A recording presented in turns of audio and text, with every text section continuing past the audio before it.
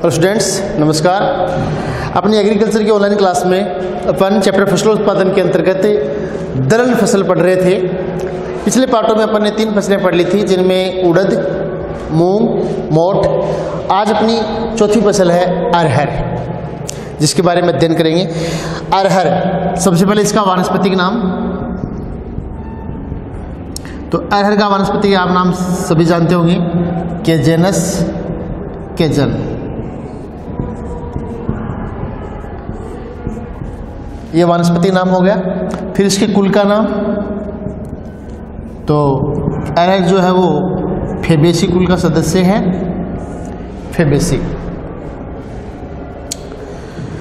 उसके बाद में बात करें इसके महत्व की, तो अरहर जो है ये अपनी जितनी भी दलहन फसलें हैं, दलहन फसलों में पहले नंबर पे जो आता है, प्रथम स्थान जिसका है वो तो है चना। चने का प्रथम स्थान है। चने के बाद में जो दूसरा स्थान आता है वो अरहर का है। अरहर जो है वो दलहन फसलों में दूसरे स्थान पर है, सबसे महत्वपूर्ण फसलों में। उसके बाद बात करेंगे इसके अंदर जो प्रोटीन है वो लगभग 20 से 21% होती है। और अरहर मृदा में सर्वाधिक नाइट्रोजन का स्थिरीकरण करता है, जिससे भूमि की उपजाऊता बनी रहती है, बढ़ती है। उसके बाद इसका जो उत्पत्ति स्थल है वो भारत और अफ्रीका दोनों को माना जाता है। भारत व अफ्रीका दोनों को इसका उत्पत्ति स्थल माना जाता है। सबसे ज़्यादा अपने राजस्थान में अरहर का जो उत्पादन है वो डूंगरपुर बांसवाड़ा की तरफ होता है। उत्पादक जिले जो हैं वो हैं बांसवाड़ा, डूंगरपुर, ठीक है, उदयपुर,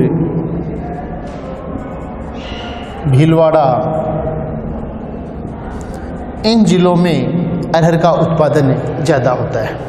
तो ये थी अपनी इसकी सामान्य बातें।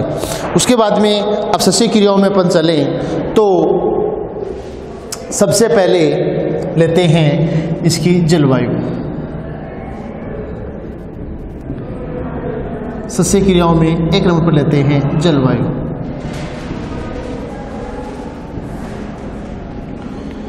अरहर जो है ये नम, शुष्क व गर्म जलवायु वाली फसल है।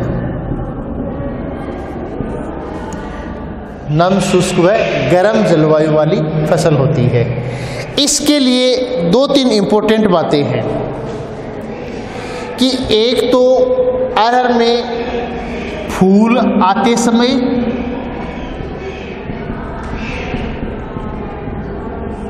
और एक फलियां बनते समय तेज धूप की आवश्यकता होती है।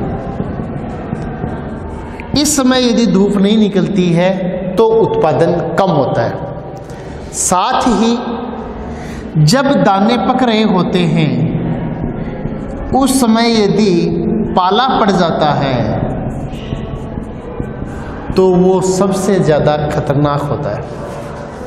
बर्फ जम जाती है तो वो उत्पादन को एकदम से घटा देती है। जलवायु के बाद में 2 नंबर पर अपन बात करें मृदा व खेत की तैयारी। तो मृदा जो है वो अरहर के लिए चिकनी दोमट मृदा श्रेष्ठ मानी जाती है। चिकनी दोमट मृदा वो अरहर के लिए श्रेष्ठ होती है, जिसका पीएच मान 6.5 से 7.5 के बीच हो। 6.5 से 7.5 के बीच पीएच मान हो, ऐसी चिकनी दोमट मृदा है वो श्रेष्ठ मानी जाती है। खेत की तैयारी में वही है, पहली जुताई मिट्टी पलटने वाले हल से गहराई से की जाती है। उसके बाद में 2-3 जुताई हेरों से की जाती है। मृदा व खेत की तैयारी के बाद में तीसरा बिंदु जो आता है वो आता है उन्नत किस्में। उन्नत किस्म वो होती हैं जिनसे कम श्रम में अच्छा उत्पादन प्राप्त होता है, जो आसानी से उपलब्ध हो जाती हैं, जिनके बीज अपने को सस्ते दर पर मिलते हैं, उत्पादन अच्छा मिलता है, जिन पर मौसम की प्रतिकूल दशाओं का प्रभाव कम पड़ता है, रोग और कीटों के द्वारा भी कम ही प्रभावित होती हैं। ऐसी जो किस्में होती हैं उनको कहते हैं उन्नत किस्में। अब इन उन्नत किस्मों के अंदर जो नाम आते हैं अरहर के वो आते हैं प्रताप, दुर्गा, प्रगति, जागृति, ये अरहर की उन्नत किस्में हैं। उन्नत किस्मों के बाद जो चौथा बिंदु आता है वो आता है बीज दर व बीजोपचार।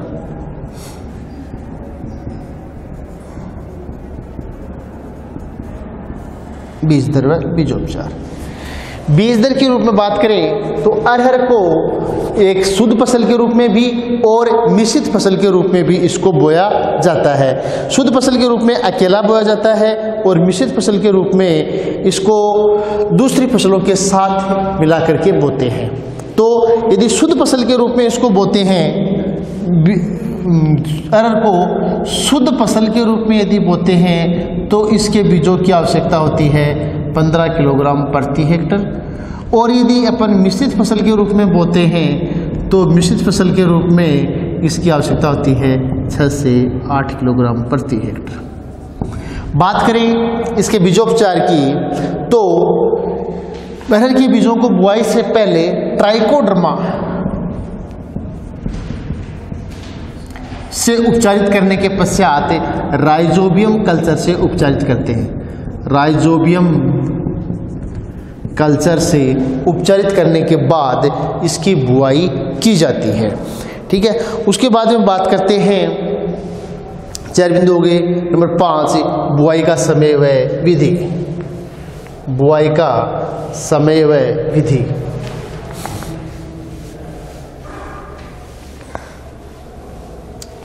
तो अरहर की जो बुआई का समय होता है वो श्रेष्ठ समय माना जाता है मध्य जून से मध्य जुलाई तक।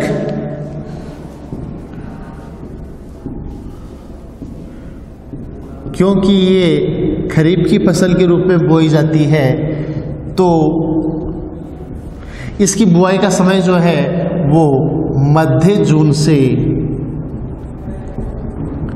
मध्य जुलाई को श्रेष्ठ माना जाता है। बुआई की विधि की बात करें तो अरहर की बुआई जो है वो कतार विधि से श्रेष्ठ होती है। कतार विधि से जब इसकी बुआई करते हैं तो ध्यान देते हैं कि पौधे से पौधे के बीच की दूरी तो कम रखी जाती है। पौधे से पौधे के बीच की दूरी जो है वो लगभग 10 सेंटीमीटर रखते हैं, जबकि पंक्ति से पंक्ति के बीच की दूरी जो है वो लगभग 30 सेंटीमीटर रखी जाती है, क्योंकि ये थोड़ा फैलता है। और जो गहराई है वो लगभग 4 से 6 सेंटीमीटर रखी जाती है। इस हिसाब से अरहर की बुआई की जाती है। अरहर की बुआई के बाद में अगला अपना बिंदु आता है 5 नंबर के बाद में 6 नंबर पर आता है खाद व उर्वरक। खाद के रूप में कुछ मात्रा में गोबर की कंपोस्ट खाद का उपयोग करते हैं। क्योंकि ये एक दलहन फसल है तो इसलिए अधिक खाद की आवश्यकता नहीं होती ही, जबकि उर्वरक है नाइट्रोजन और फास्फोरस भी कम ही मात्रा में दिए जाते हैं।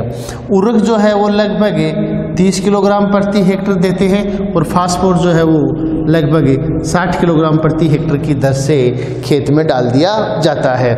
इसमें अधिक मात्रा में नाइट्रोजन और फास्फोरस का खाद न देने का कारण है कि ये दल फसल जो है इनकी जड़ों में राइजोबियम यौन पाया जाता है जो मृदा में नाइट्रोजन का स्थिरीकरण करते हैं। 6 के बाद में नंबर 7 पे आता है सिंचाई। सिंचाई अरहर खरीफ की फसल है, इसको कम ही सिंचाई की आवश्यकता होती है, फिर भी इसकी सिंचाई की जैसे अपन ने पिछली 3 फसलें पढ़ी थी वैसे इसकी भी सिंचाई की 2 ही क्रांतिक अवस्थाएं हैं। पहली क्रांतिक अवस्था जो है वो तो है फूल बनते समय, मतलब फूल बनने वाले होते हैं उस समय इसकी सिंचाई की आवश्यकता पड़ती है। फूल आने के बाद किसी भी फसल की सिंचाई नहीं की जाती है। और दूसरा जो सिंचाई की जो क्रांतिक अवस्था है वो है दाने बनते समय। इन दो समय पर इसकी सिंचाई करना अति आवश्यक होता है। तो ये थी अपनी सिंचाई की क्रांतिक अवस्थाएं। उसके बाद में अपना 7 बिंदु हो गए। 8वां बिंदु आता है, वो आता है अंतराकृषि। अंतराकृषि जिसके अंतर्गत खरपतवार नियंत्रण किया जाता है। अंतराकृषि इस अंतराकृषि के अंतर्गत खरपतवार नियंत्रण करते हैं। तो खरपतवारों का नियंत्रण जो है वो बुआई के 20-25 दिन बाद निराई गुड़ाई करके करते हैं। 20-25 दिन बाद निराई गुड़ाई करके और अपना खरपतवार नियंत्रण कर सकते हैं। फिर भी निराई गुड़ाई करने के बाद में भी यदि खरपतवारों की संख्या अधिक है तो फिर खरपतवार नाशी रसायन का प्रयोग करते हैं। तो अरहर के अंदर फ्लूक्लोरेलिन खरपतवार नाशी रसायन का प्रयोग अरहर की फसल में किया जाता है। अंतराकृषि के बाद में अपना 9वां बिंदु आता है पादप संरक्षण, जिसके अंतर्गत कीटों से बचाव किया जाता है। प्राकृतिक आपदा और कीटों से बचाव किया जाता है। कीटों के अंदर बात करें तो इसके अंदर भी वही कीट हैं जो अपने पीछे वाली तीनों फसलों के अंदर थे। जैसे इसके अंदर फल मक्खी है, फली छेदक कीट है या पत्ती लपेट कीट है। ये ऐसे कीट जो हैं वो इसकी फसल को नुकसान पहुंचाते हैं। उनके नियंत्रण के लिए अपने को कीट नियंत्रक रसायन एंडोसल्फान का छिड़काव करते हैं। तो ये था अपना पादप संरक्षण। पादप संरक्षण के बाद में अपना जो 10वें नंबर पर आता है प्रमुख रोग व उनका नियंत्रण। प्रमुख रोग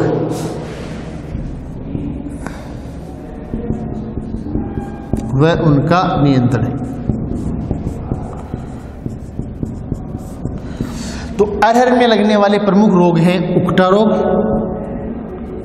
रोग और तना झुलसा रोग।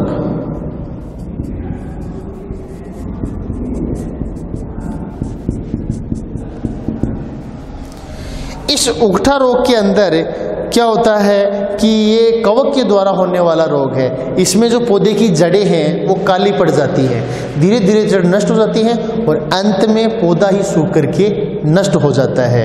ठीक है। और वही तना झुलसा रोग में होता है कि तना झुलसा रोग के अंदर भी तना धीरे धीरे सूखने लगता है और लास्ट में पौधा नष्ट हो जाता है। तो इसके नियंत्रण के लिए मेटासिस्टोक्स रसायन का उपयोग किया जाता है। मेटासिस्टोक्स रसायन का उपयोग करते हैं। उसके बाद में 10 के बाद में 11 नंबर पे आता है कटाई व मड़ाई। कटाई व मड़ाई। तो जब कटाई इसके अरहर की तब करते हैं जब पौधा के अंदर जो फलियां हैं वो पक करके तैयार हो जाती हैं। फलियों का रंग जो है वो बदल जाता है, हल्का काला भूरा रंग हो जाता है, उस समय उसकी कटाई कर ली जाती है। और जैसे ही पौधे सूख जाते हैं, सूखने के बाद डंडों से पीट करके या थ्रेसर की सहायता से उसकी मड़ाई कर लेते हैं। लास्ट में आता है अपना उपज। 12वें नंबर पे जो लास्ट बिंदु आता है वो है उपज। तो अरहर की जो प्रति हेक्टर जो उपज अपने को प्राप्त होती है वो 10 से 12 क्विंटल प्राप्त होती है। 10 से 12 क्विंटल प्रति हेक्टर इससे उपज प्राप्त होती है। इस दानों की उपज के अलावा अरहर के जो तना होता है उसको जलाने के रूप में भी काम में लिया जाता है। तो इसलिए यदि अपन उसके तने की बात करें जिसको ईंधन के रूप में उपयोग करते हैं तो वो भी लगभग 15 से 20 क्विंटल प्रति हेक्टर अपने को प्राप्त हो जाता है। लेकिन इंपॉर्टेंट चीज़ यही है कि इससे अपने को दानों की प्राप्ति कितनी होती है, 10 से 12 क्विंटल प्रति हेक्टर। ये थी अपनी आज की फसल अरहर। आज इतना ही। Thank you. Have a nice day.